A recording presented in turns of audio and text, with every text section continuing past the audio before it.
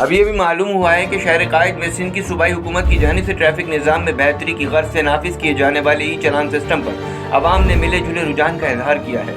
50% लोगों का कहना है कि हुकूमत सिंध की जानिब से ई चालान सिस्टम के निफाज से ट्रैफिक निज़ाम में बेहतरी के इम्कानात मौजूद हैं, जबकि निस्फ का कहना था कि ई चालान की मद में भारी भरकम चालान आवाम के साथ सरासर ज़्यादती के मुतरादिफ है। इस हवाले से एक नौजवान का कहना था कि ई चालान सिस्टम के निफाज के अवाइल में सबको तकलीफ और मुश्किलात का सामना करना होगा, क्योंकि ई चालान हर चंद एक के लिए नया है।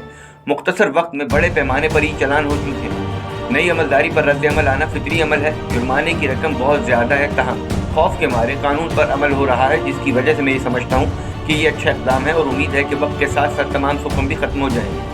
ई चालान निज़ाम के हवाले से बुजुर्ग का कहना था कि सड़कों पर ट्रैफिक मुख्तसर होगा, अब लाइसेंस याफ्ता ड्राइवर ही सड़कों पर चलेंगे और हादसा का भी खतरा कम होगा।